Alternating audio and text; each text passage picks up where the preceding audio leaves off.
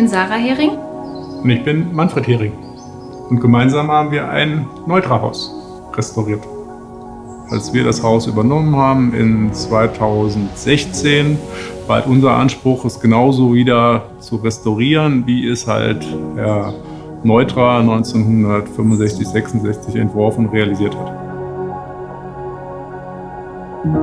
Sein Hauptkriterium war, Natur und Wohnräume ineinander übergehen zu lassen. Das war natürlich damals schon extrem wegweisend.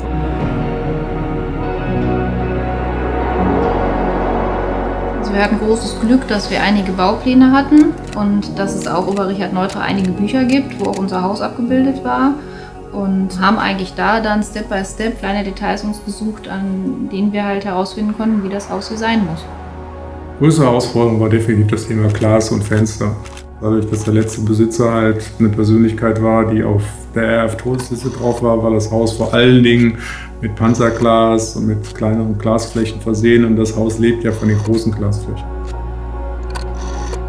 Wir mussten alles erstmal rekonstruieren, wir mussten wirklich erstmal analysieren, was war es. Aber unterm Strich gesehen war der Research als erstes mal, um das Haus zu restaurieren, so immens, das hätte ich nie gedacht.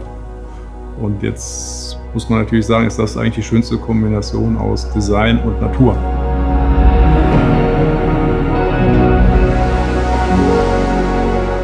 Für uns kommt eigentlich Abreißen und Neubau nie in Frage. Das ist ja auch das, was wir privat oder geschäftlich auch eigentlich nie tun. Sondern wir erhalten und wir bauen wieder neu auf. Und somit war das halt auch eine schöne Herausforderung, das Haus eigentlich so zu behandeln, wie alles, was wir jeden Tag behandeln. Ja, Early 911S habe ich vor 15 Jahren gegründet. Also mein Ursprungsgedanke war, alte Bauten zu restaurieren. Warum neu machen, wenn es doch wunderschön schon vorhanden ist? Oder wenn man halt die Sachen wieder zum Strahlen bringen kann. Also ich finde, die Seele ist ja immer irgendwie vielleicht ein bisschen versteckt, aber die ist ja da und das muss man halt einfach nur wieder zum Glänzen bringen. Und deswegen würde ich immer restaurieren und erhalten und wieder schön machen.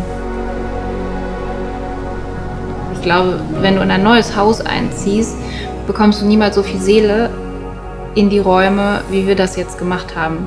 Wir haben an jeder Ecke hier wunderschöne Momente, an die wir uns erinnern können. Also selbst wenn mal was schiefgelaufen ist, wir haben hier Geschichten ohne Ende.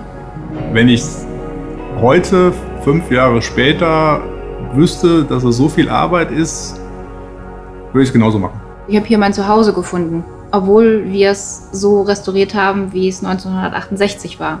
Das macht es halt aus.